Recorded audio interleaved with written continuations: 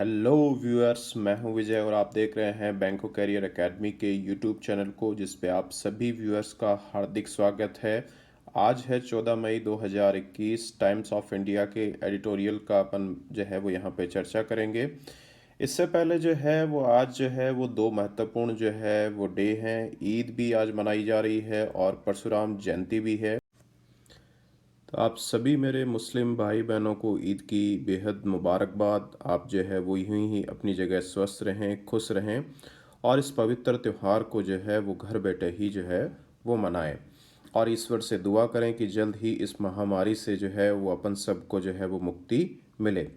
इसी तरीके से जो है वो सभी हिंदू भाई आज जो है वो भगवान परशुराम की जयंती मना रहे हैं, जो विष्णु भगवान के अवतार थे, जिन्होंने जो है वो कृष्ण जो है भी अपन श्री कृष्ण भी मानते हैं और जिन्होंने गीता का ज्ञान भी दिया है। तो उन्हीं का एक रूप जो है भगवान परशुराम है। और ये समाज में एक जो है वो समानता और समरसता और न्याय की स्थापना के लिए जाने जाते हैं। तो आने वाले समय के अंदर जो है वो किस तरीके से एक नया परिवर्तन महामारी के बाद में आएगा, अपन को ये घर बैठे अभी इंतज़ार करना पड़ेगा थोड़े दिन, कब महामारी का अंत होता है। लेकिन अपन जो है वो इस दोनों ही पवित्र जो है वो दिवस पे या पवित्र दिन पे अपन जो है यहाँ पे भगवान से अपने रेस्पेक्टिव जो यहाँ पे जो है जिसकी अपन पूजा अर्चना करते हैं उससे ये दुआ मांग सकते हैं कि आने वाला समय जो है वो वर्तमान समय से जो है वो बदलता हुआ हो और वहाँ पे एक जो है वो एक नई धारा जो है वो समाज के अंदर पवित्रता की, एकता की और समरसता की जो है वो यहाँ पे भय। तो आज के अपने एडिटोरियल पे चलते हैं। इसके बाद में आज के एडिटोरियल में आपको कौन कौन सी चीज़ें मिलने वाली हैं, थोड़ा सा ओवरव्यू अपन देख लेते हैं इसके बारे में। तो आज के एडिटोरियल में आपको जो है यहाँ पे एडिटोरियल रीडिंग मिलने वाली है। रीडिंग के साथ साथ आपको एडिटोरियल से संबंधित वोकेब मिलेगी, एग्जाम ओरिएंटेड ग्रामर क्विज मिलेंगे। इसके अलावा ग्रामर ऑफ द डे के अंदर आज अपन जो है वो डाई ऑफ और डाई फ्रॉम से अपन डिफरेंस देखेंगे, सम और एनी में डिफरेंस देखेंगे, बिसाइड और बिसाइड्स में डिफरेंस देखेंगे। इसके बाद में बिटवीन के बाद में एंड आता है, इस चीज़ को अपन देखेंगे यहाँ पे। तो ये सारे कुछ जो है वो ओवरव्यू था। अब अपन अपने एडिटोरियल की हेडिंग पे चलते हैं। आज के अपने एडिटोरियल की हेडिंग है ओलंपियन चैलेंज, यानी ओलंपियन चुनौती। यहाँ पे क्या है, ओलंपिक अपन को पता है जापान में होने वाला है और इससे जुड़ी हुई चुनौतियाँ यहाँ पे क्या है उसके बारे में इसमें चर्चा की गई है। एज टोक्यो रेडीज, जैसा कि अपन जानते हैं कि टोक्यो तैयार है अब जो है वो यहाँ पे मेज़बानी करने के लिए जो है वो ओलंपिक खेलों की। इन ए पैंडेमिक, किस दौरान, आपदा के दौरान। तो उस कंडीशन में जो वहाँ पे इनोवेशंस है और जो संदेह हैं वो यहाँ पे बढ़ जाते हैं। तो यही बात बताई गई है कि यहाँ पे जो चुनौतियाँ हैं ओलंपियन के लिए, यहाँ पे जो चुनौतियाँ बताई गई हैं। तो टोक्यो अपन जानते हैं कि इस साल जो है वो यहाँ पे ओलंपिक्स का आयोजन करने जा रहा है इस आपदा के दौरान। तो वहाँ पे इनोवेशंस और संदेहों को लेके जो है बढ़ोतरी यहाँ पे हो जाती है। तो इस आर्टिकल में यहाँ पे क्या बताया गया है, आगे अपन पढ़ते हैं। देयर इज़ नो डिनाइंग, यानी इस चीज़ से इनकार नहीं किया जाता है, that Olympic games represent the Acme of excellence. Acme का मतलब होता है शीर्ष स्थान, ठीक है ना। एक्सीलेंस का मतलब उत्कृष्टता। इन द स्पोर्टिंग वर्ल्ड, यानी खेल जगत के अंदर। तो ये चीज़ से इनकार नहीं किया जाता है कि ओलंपिक गेम्स जो है इस खेल जगत के अंदर सबसे जो है वो श्रेष्ठता का शीर्ष स्थान जो है वो प्रदर्शित करते हैं। एथलीट्स ट्रेन ईयर्स, यानी सालों से जो है वो एथलीट्स जो है वो ट्रेन होते हैं, तैयार होते हैं। एंड मैक ह्यूज सेक्रीफाइसेस, और बड़ा बलिदान यहाँ पे करते हैं फॉर दिस ड्रीम, इस तरीके के सपने के लिए। But with a little more than 70 days to go for Tokyo Olympics. लेकिन टोक्यो ओलंपिक्स के लिए 70 से जो है वो कुछ दिन ही जो है वो ज़्यादा यहाँ पे होने हैं, यहाँ पे यानी मुश्किल से थोड़े बहुत दिन ही ज़्यादा हैं यहाँ पे 70 से। द स्पोर्टिंग इवेंट्स, और जो यहाँ पे खेल का आयोजन जो है, खेल जगत का आयोजन जो है, इस ग्रैपलिंग विद का मतलब होता है संघर्ष करना या जूझना। वहाँ पे वो किससे जूझ रहे हैं, द हरक्यूलियन चैलेंज, एक बड़े जो है वो चुनौतियों से जूझ रहे हैं। That come with hosting the event, जो यहाँ पे इवेंट के जो है वो आयोजन को लेकर यहाँ पे साथ में है। In the middle of pandemic, आपदा के दौरान या आपदा के बीच में। Even after being postponed by a year. तो अपन ने देखा था कि पिछले साल भी कोरोना के दौरान जो है वो इसको एक साल स्थगित कर दिया गया था, इसके जो है वो बाद में भी द फास्ट इवॉल्विंग, इवॉल्व का मतलब होता है डेवलप होना, तो तेज गति से जो विकसित होती हुई जो यहाँ पे नेचर है कोविड-19 की, यहाँ पे इज रेजिंग डाउट्स, यानी वो संदेहों को यहाँ पे बढ़ाती है, एनएग्जाइटीज यानी चिंताओं को बढ़ाती है, एंड ट्रिकी क्वेश्चंस, और यहाँ पे जो है वो मुश्किल सवालों के घेरे में जो है यहाँ पे गेम्स जो है वो मौजूद हैं। तो ये स्थिति यहाँ पे बताई गई है कि किस तरीके से जो है वो खेल का पिछले साल एक साल स्थगित किया गया, और तेजी से बढ़ते हुए जो कोविड का स्वरूप है यहाँ पे वो संदेह पैदा कर रहा है, चिंताएं पैदा कर रहा है, और यहाँ पे सवाल खड़े कर रहा है इस खेल के आयोजन को लेकर। तो आगे चलते हैं, आगे लेखक और क्या बोलना चाह रहा है। Take the Olympic torch relay. तो रिले अपन देखते हैं जो है ओलंपिक की जो मसाल होती है उसको लेते हुए यहाँ पे उसके बारे में बात यदि अपन करें, which has been force to scale down, scale down का मतलब उसको कम कर देना या ख़त्म कर देना, तो यहाँ पे जो है वो इसके ऊपर दबाव रहा उसको कम करने का, due to spread of infection, किसकी वजह से, इन्फेक्शन के जो है वो फैलाव की वजह से। जापान के अंदर ह्यूगो और Okayama and Hiroshima prefectures have already cancelled their legs of the relay on public roads। तो पब्लिक रोड्स पे अपन देखते हैं लोग जो है वो मसाल को यहाँ पे एक जगह से दूसरी जगह ले जाते हुए नज़र आते हैं। तो ये सारी चीज़ें इन शहरों के अंदर जो है वो क्या कर दी गई है, कैंसिल आउट कर दी गई है, रद्द कर दी गई है। Then there are logistical issues, और यहाँ पे और लॉजिस्टिकल इश्यूज भी मौजूद हैं एक जगह से दूसरी जगह ले जाने के लिए। The games will be held without fans. Athletes will be airdropped in Tokyo। और जो ये ओलंपिक का आयोजन है वो यहाँ पे मौजूद होगा बिना फैंस के, यानी बिना दर्शकों के, और बिना जो है वो यहाँ पे इस तरीके की भव्यता के इसका आयोजन किया जाएगा। और एथलीट्स जो हैं, और जो खेल के अंदर भाग लेने वाले जो एथलीट्स हैं उनको जो है वो एयर ड्रॉप यानी हवाई जहाज़ के माध्यम से टोक्यो के अंदर जो है वो लाया जाएगा। Plus their movements will be severely restricted, और गंभीरतापूर्वक जो उनका जो है मूवमेंट है जो एक जगह से दूसरी जगह जाना है उस पर यहाँ पे सीवियरली यानी गंभीरतापूर्वक प्रतिबंध रहेगा। They have to undergo Covid test every day, और उनको प्रतिदिन कोविड टेस्ट से गुजरना यहाँ पे पड़ेगा। अल्टर मील टाइमिंग्स, और उनका जो खाना खाने का समय है वो भी यहाँ पे बदलेगा। Limit their interactions even with teammates, और जो टीम के सदस्य हैं उनके साथ जो है वो उनका इंट्रैक्शन भी जो है वो यहाँ पे सीमित किया जाएगा। तो इस आर्टिकल में ये जो है वो इस पैराग्राफ के अंदर ये बात बोली गई है। आगे वाले पैराग्राफ को अपन देखते हैं। This still does not answer questions like, और ये जो स्थिति है यहाँ पे इस तरीके के सवालों का जवाब नहीं देती है। व्हाट वुड हैपन, कि क्या होगा, if any athlete test positive in the medal round, कि जब वो मेडल जीतने वाला होगा, फाइनल राउंड होगा या सेमीफाइनल राउंड होगा, यदि उस समय वो पॉजिटिव आ गया तो जो है वो क्या होगा। और if sample throws up a false positive, और गलती से उसको पॉजिटिव वहाँ पे आ गया, तो उस स्थिति में क्या होगा। Will the event get cancelled all together, क्या इवेंट जो है वो पूर्णतः यहाँ पे जो है वो कैंसिल कर दिया जाएगा।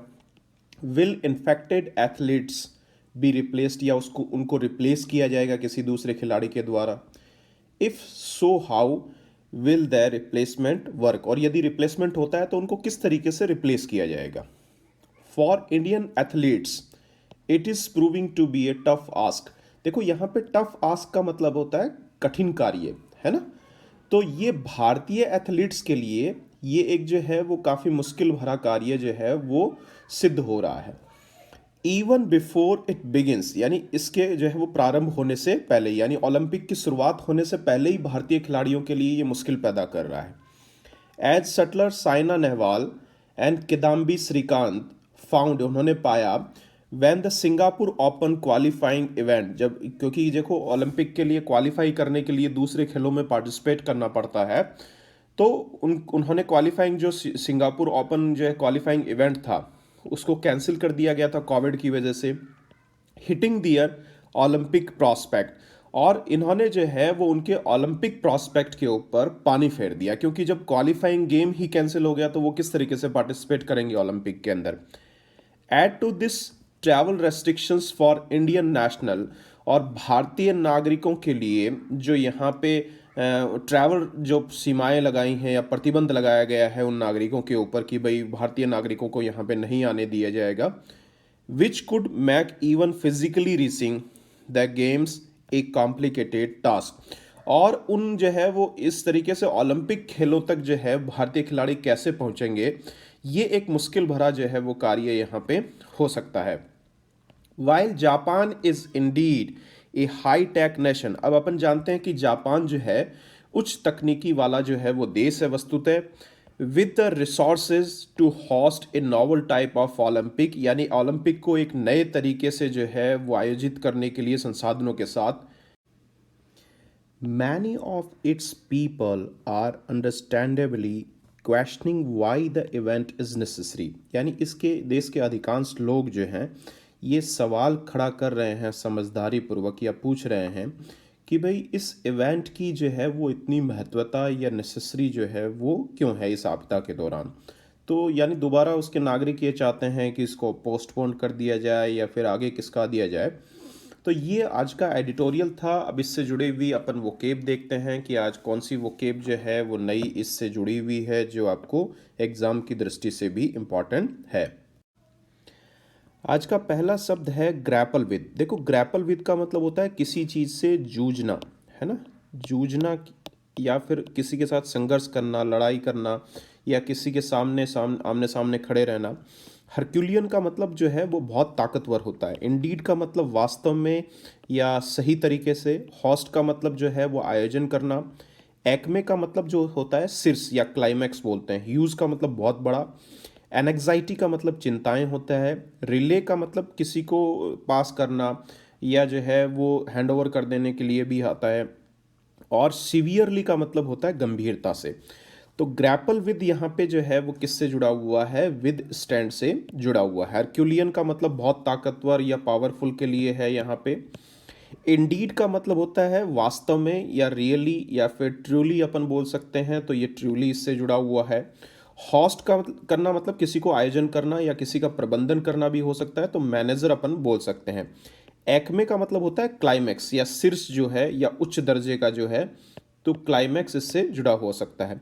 ह्यूज का मतलब बहुत बड़ा या बहुत बड़ी जो है वो रचना या बहुत बड़ी महत्वता के लिए, तो यहाँ पे इमेंस इससे जुड़ा हुआ शब्द हो सकता है। एनेक्साइटी का मतलब होता है चिंताएं यहाँ पे, तो कंसर्न्स जो है वो इसी से जुड़ा हुआ शब्द यहाँ पे है। इसके बाद में रिले का मतलब हैंड ओवर कर देना या ट्रांसफ़र कर देना किसी को, तो ये हैंड ओवर उसी से जुड़ा हुआ है। सीवियरली का मतलब गंभीरता को लेकर है यहाँ पे, तो क्रिटिकली ये जो वर्ड है यहाँ पे दोनों आपस में रिलेटेड हैं। तो ये जो है वो आज के महत्वपूर्ण जो है वो वर्ड थे जो एडिटोरियल से जुड़े हुए थे। अब एडिटोरियल से जुड़ी हुई एरर के ऊपर अपन चलते हैं। तो आज की पहली एरर को देखते हैं इसमें क्या गलती है यहाँ पे। एथलीट्स ट्रेन ईयर्स, यानी सालों से जो है वो एथलीट जो है वो ट्रेन होते हैं, तैयार होते हैं। And max use sacrifices for this dream. अब देखो यहाँ पे एंड दिया हुआ है, एंड के दोनों तरफ वर्ब की स्ट्रक्चर सेम रहेगी। एथलीट्स जो है वो यहाँ पे नाउन प्लूरल है, तो इसके साथ वर्ब जो आएगी उसके साथ एस या ई एस यहाँ पे नहीं लगेगा। तो ये जो मैक्स यहाँ पे दिया हुआ है इसको आप किस में कन्वर्ट कर देंगे, मैक में कन्वर्ट कर देंगे, ये आपको यहाँ पे ध्यान रखना है। सेकंड क्वेश्चन पे चलते हैं। Even after being postpone. अब देखो ये इवन आफ्टर बीइंग, अब किसी के द्वारा पोस्टपोन किया गया है यहाँ पे, तो ये पोस्टपोन जो है यहाँ पे पेसिव स्ट्रक्चर में है, इसलिए इसको किस में कन्वर्ट कर देंगे, पोस्टपोन्ड ये हो जाएगा। इसको पेसिव स्ट्रक्चर में आपको लाना पड़ेगा यहाँ पे। ठीक है, आगे देखते हैं। By a year the fast evolve nature of Covid. अब देखो कोविड की यहाँ पे नेचर जो है, प्रकृति जो है वो कैसी है, तो ये फास्ट इवॉल्व जो है वो यहाँ पे किस में आना चाहिए, एडजेक्टिव में आना चाहिए। एडजेक्टिव में आना चाहिए तो इसको कैसे लिखेंगे, फास्ट इवॉल्विंग ये लिखा जाएगा यहाँ पे। ठीक है ना, तो फास्ट इवॉल्विंग आएगा यहाँ पे। Is raising doubts and anxiety and tricky questions about the games. तो इसमें बाकी दिक्कत है नहीं, तो ये पोस्टपोन को पोस्टपोन्ड में और फास्ट इवॉल्व को फास्ट इवॉल्विंग में लिखना था। क्वेश्चन नंबर थर्ड को देखते हैं। Their movements will be severely restricted, they have to undergo Covid test every day, alternative meal timing and limit their interactions even with team mates. अब देखो एक चीज़ यहाँ पे आपको ध्यान रखनी है, द हैव टू अंडरगो। तो हैव टू के बाद में यहाँ पे वर्ब की फर्स्ट फॉर्म आई है, द हैव टू। इसके बाद में देखो यहाँ पे एंड भी आया है, तो ये लिमिट भी वर्ब की फर्स्ट फॉर्म है, अंडरगो वर्ब की फर्स्ट फॉर्म है। तो ये पैरेललिज्म यानी समानांतर का जो है वो आपको रूल यहाँ पे फॉलो करना है यहाँ पे। तो ये अल्टरनेट भी यहाँ पे वर्ब में आना चाहिए, तो इसको आपको यहाँ पे क्या लिखना है, ALTER, अल्टर, ये वर्ब की फर्स्ट फॉर्म के तौर पर यहाँ पे लिखा जाएगा, यानी अल्टर मील टाइमिंग। अल्टर का मतलब परिवर्तित करना यहाँ पे, तो ये यहाँ पे आपको ध्यान रखना था। While Japan is indeed a high-tech nation with the resources to host a novel type of Olympics, many of its people are understandably questions। अब देखो आर यहाँ पे आया है, ये एडवर्ब है यहाँ पे, अंडरस्टैंडेबली का मतलब यहाँ पे एडवर्ब को लेकर है, ठीक है ना।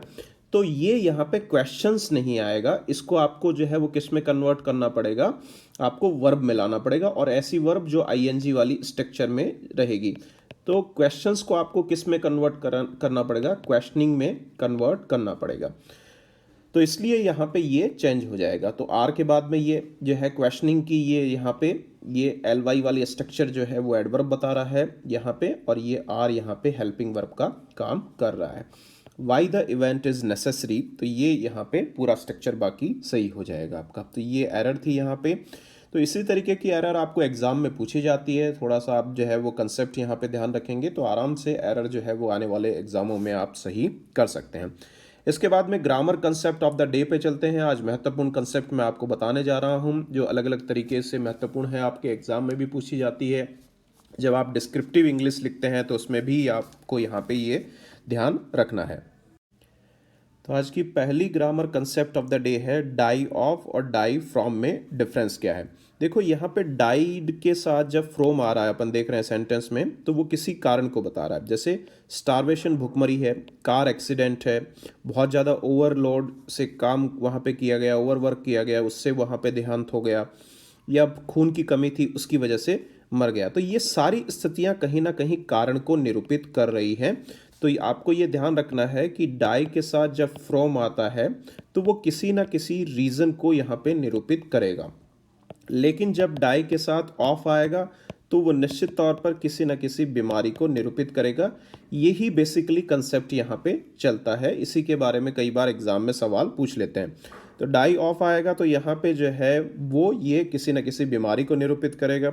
डाई फ्रॉम आएगा तो कहीं ना कहीं एक्सटर्नल कारण है, जैसे एक्सीडेंट है या डिज़ास्टर है, आपदा है, उसकी वजह से यदि मृत्यु हो रही है तो वो कहीं ना कहीं कारण को निरूपित ये कर सकते हैं। इसी से जुड़ी हुई कुछ जो है वो समराइज कंसेप्ट आगे अपन देखते हैं। तो समराइज कंसेप्ट में यही बताया गया है कि die of AIDS bird flu या हंगर से, या फिर ओवर ईटिंग से, हार्ट अटैक, कैंसर है, निमोनिया है, या फिर डाई ऑफ कोरोना वायरस हो सकता है। इसी तरीके से ये चीज़ें हैं। डाई फ्रॉम कार एक्सीडेंट है, या कई बार जो है वो इलनेस हो सकती है, स्ट्रोक हो सकता है, वाउंड हो सकता है, या ड्रिंकिंग या स्मोकिंग की वजह से किसी की मृत्यु हो जाती है, तो उसमें भी इसका इस्तेमाल जो है वो कई बार कर लिया जाता है। डाई बाई यानी किसी जो है वो तरीके से उसकी मृत्यु हो रही, जैसे तलवार से हो गई, किसी ने सुसाइड कर लिया, किसी ओवरडोज की वजह से मृत्यु हो गई, या बुलेट की वजह से जो है वो मृत्यु हो गई, तो ये उसके साथ डाई के साथ बाई यहाँ पे लगता है। तो ये कुछ कंसेप्ट थी यहाँ पे। डाई ऑफ और फ्रॉम कब कब आता है ये आपको ध्यान रखना है। आगे वाली कंसेप्ट पे चलते हैं। आज की नेक्स्ट कंसेप्ट है सम और एनी में क्या डिफरेंस होता है। देखो सम का उपयोग जो है वो पॉजिटिव स्टेटमेंट में किया जाता है, एनी का नेगेटिव स्टेटमेंट या क्वेश्चंस में या इफ वाले स्टेटमेंट वाले सेंटेंस में अपन करते हैं। जैसे आई वॉन्ट सम ब्रेड, तो ये जो है पॉजिटिव स्टेटमेंट है। I do not want any bread, ये नेगेटिव है, इसलिए एनी का यूज़ किया गया है। क्वेश्चन मार्क वाले में भी एनी का यूज़ किया गया है, जैसे एनी ब्रेड यहाँ पे यूज हुआ है। I do not know if I will have any success ever, तो ये इफ वाला सेंटेंस है इसलिए यहाँ पे एनी का यूज किया गया है। When he was cheated he was left with hardly, hardly ये नेगेटिव चीज को ही निरूपित कर रहा है इसलिए यहाँ पे भी एनी का यूज किया गया है। तो आपको बेसिक कंसेप्ट यहाँ पे यही ध्यान रखनी है कि सम जो है वो पॉजिटिव स्टेटमेंट या पॉजिटिव सेंस देने वाले सेंटेंसेस में यूज किया जाएगा, और इफ जो है वो नेगेटिव स्टेटमेंट, क्वेश्चन मार्क वाले स्टेटमेंट और जो है नेगेटिव सेंस देने वाले सेंटेंसेस में यूज किया जाएगा।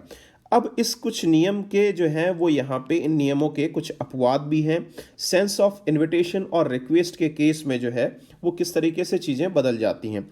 सम can be used in questions if you are offering something to someone or asking for something. तो सम को भी कई बार जो है वो अपन जो है क्वेश्चन में यूज करते हैं जब आप किसी को ऑफर कर रहे हैं या किसी को कुछ कहने के लिए वहाँ पे बात कर रहे हैं। जैसे would you like to some bread, तो अपन ऑफर कर रहे हैं वहाँ पे, इसीलिए यहाँ पे जो है क्वेश्चन मार्क है, फिर भी अपन ने सम का यूज किया। Can I have some extra ketchup for my fries please, तो यहाँ पे भी देखो क्वेश्चन मार्क है लेकिन जो है वो ऑफर या पूछने के संदेश में ऑफ सम का यूज किया गया है। Could you be kind enough to make a personal visit on someday, तो यहाँ पे भी कहा जा रहा है या पूछा जा रहा है इसीलिए सम का यूज किया गया है। तो ये कुछ एक्सेप्शन है, ये भी आपको ध्यान रखना है एग्जाम की दृष्टि से, ये भी कई बार जो है वो पूछ लिए जाते हैं। इसके बाद में कुछ और इसी से जुड़ी हुई कंसेप्ट है वो और अपन देख लेते हैं एक बार। तो यहाँ पे और क्या कंसेप्ट है देखो, only use some and any with uncountable noun या फिर प्लूरल काउंटेबल नाउन, यानी एनी और सम का यूज जब किया जाता है तो अनकाउंटेबल नाउन या फिर जो है वो प्लूरल काउंटेबल नाउन के साथ इसका उपयोग किया जाएगा। जैसे वाटर है वो अनकाउंटेबल नाउन है तो इसके साथ सम का यूज अपन कर सकते हैं। ईमेल्स जो है वो काउंटेबल है और प्लूरल है इसलिए एनी का यूज अपन कर सकते हैं। डोंट यूज सम और any with singular countable noun, so singular countable noun के साथ कभी भी इसका यूज नहीं किया जाएगा। जैसे सम एप्पल कभी नहीं लिख सकते अपन, एनी कार नहीं लिख सकते हैं, है ना। तो यहाँ पे एन एप्पल आएगा, ए कार आएगा, तो ये चीज़ें आपको यहाँ पे ध्यान रखनी है। ये भी कई बार जो है वो गलती जो है एग्जामिनर करके दे देता है जिसको अपन को फाइंड आउट वहाँ पे करना होता है। इसके बाद में आज की अगली कंसेप्ट पे चलते हैं अपन। यहाँ पे दो शब्दों के बीच में डिफरेंस देखेंगे। देखो बिसाइड और बिसाइड्स के बीच में, देखो बिसाइड और बिसाइड्स जो हैं वो दोनों ही जो है वो कई बार प्रेपोजिशन के तौर पर भी इस्तेमाल होती हैं, लेकिन बिसाइड्स का यूज़ जो है वो लिंकिंग एडवर्ब के तौर पर भी अपन यूज़ करते हैं, ये आपको ध्यान रखना है यहाँ पे। तो बिसाइड जब प्रेपोजिशन के तौर पर आएगा तो यहाँ पे physically places two nouns side by side का यूज़ करते हैं या एट द साइड या नेक्स्ट टू के लिए यूज़ किया जाता है। जैसे पहला सेंटेंस अपन देखते हैं, there was a small table beside the bed, यानी बेड के बिसाइड में या बेड की तरफ जो है वो एक छोटी टेबल यहाँ पे थी, तो उसकी तरफ या नेक्स्ट टू या बेड के आगे अपन उसके सेंस में इसका यूज किया जाता है। Ram and Rahul seat beside each other, यानी एक दूसरे के इर्द गिर्द यहाँ पे जो है वो बैठे हैं, तो उसमें भी बिसाइड का यूज किया गया है। I place my dream journal beside my bed, यानी बेड के बिसाइड में या बेड की तरफ जो है वो उनको मैं जो है वो रखता हूँ। द बार्न बिसाइड द फार्मर्स हाउस, तो यहाँ पे भी फार्मर्स हाउस के बिसाइड की स्थिति को बता रहा है ये। बिसाइड मी यानी मेरे जो है वो बिसाइड में जो है वो बैठो या मेरे पास में बैठो, तो उसके सेंस में भी यहाँ पे यूज़ किया जाता है। अब देखो बिसाइड्स का भी यूज़ अपन प्रेपोजिशन के तौर पर भी कर सकते हैं और लिंकिंग एडवर्ब के तौर पर भी कर सकते हैं, लेकिन यहाँ पे ये किस चीज़ को बताता है, कोई भी चीज़ अतिरिक्त है या फिर और के अर्थ में इसका यूज़ किया जाता है यहाँ पे, ठीक है। जैसे मोर ओवर के यूज अर्थ में या फिर इन एडिशन के तौर पर इसका यूज़ किया जाता है। जैसे आई डिसलाइक फिशिंग, यानी जो है फिशिंग मुझे पसंद नहीं है। बिसाइड्स इसके अतिरिक्त, I do not even on A boat, यानी मैं जो है वो खुद की मेरे पास बोट भी नहीं है। बिसाइड्स बीइंग ए डॉक्टर, यानी एक जो है वो डॉक्टर होने के अतिरिक्त he is also an actor, वह एक्टर भी वहाँ पे है। I do not think going for a walk a good idea, यानी मैं ये नहीं सोचता हूँ कि एक वॉक पे जाना एक अच्छा आइडिया यहाँ पे है। इट इज़ क्वाइट कॉल्ड, यानी यहाँ पे जो है पर्याप्त ठंड है। एंड बिसाइड्स और इसके अतिरिक्त, it's getting late and we do not want to be out in the dark. और जो है वो इसके अतिरिक्त, अब बिसाइड्स यहाँ पे किसको बता रहा है, इसके अतिरिक्त, इन एडिशन, मोर ओवर। तो ये आपको यहाँ पे ध्यान रखना है कि बिसाइड जो है वो यहाँ पे नेक्स्ट या साइड बाय साइड को बताता है, जबकि बिसाइड्स यहाँ पे इन एडिशन और मोर ओवर को निरूपित करता है, जो अपने सेंटेंसेस के हिसाब से अपन ने देखा है कि किस तरीके से इसका यूज होता है। तो आज की अंतिम grammar concept of the day को अपन देखते हैं, वो भी बहुत महत्वपूर्ण है, कई बार आपको एरर के तौर पर दी जाती है या अपन को जो है वो एरर के तौर पर भी फाइंड आउट उसको करना होता है। ये एरर दिखने में तो बहुत छोटी है, लेकिन कई बार जो है वो इस तरीके की एरर जो है वो करके एग्जामिनर अपन को जो है वो कॉमन एरर में दे देता है और अपन को पता नहीं लग पाता है जल्दबाजी में। तो ये आपको ये ध्यान रखना है कि बिटवीन के बाद में हमेशा किसका यूज़ किया जाएगा, एंड का यूज़ किया जाएगा। जैसे अपन हर सेंटेंस में देख रहे हैं, बिटवीन के बाद में क्या आया है, एंड आया है, बिटवीन के बाद में क्या आया है, एंड आया है, बिटवीन के बाद में किसका यूज़ हुआ है, एंड का यूज़ हुआ है, बिटवीन के बाद में एंड का यूज़ हुआ है। लेकिन कई बार एग्जामिनर गलती करके यहाँ पे क्या दे देता है कि बिटवीन के ठीक बाद में एंड नहीं देके वो क्या दे देता है, टू दे देता है। तो यहाँ पे टू देना गलत है, किसका इस्तेमाल किया जाएगा, एंड का यूज़ किया जाएगा। तो ये सारे सेंटेंसेस जो हैं वो इसी स्ट्रक्चर में है, ये आपको ध्यान रखना है। एग्जामिनर कई बार जो है वो इस तरीके की गलतियां करके अपन को एग्जाम में जो है वो देता है। तो ये आज का सेशन था जिसमें अपन ने अलग अलग तरीके की ग्रामर कंसेप्ट को यहाँ पे देखा, वोकेब देखी और रीडिंग कम्प्रीहेंसिव को भी अपन ने यहाँ पे देखा। तो आप सभी लोगों को जो है वो वीडियो को समय देने के लिए बहुत बहुत धन्यवाद। कल अपनी फिर से मुलाकात होगी एक नए एडिटोरियल के साथ। तब तक आप जो है वो स्वस्थ रहें, खुश रहें, यही मेरी मनोकामना है। धन्यवाद।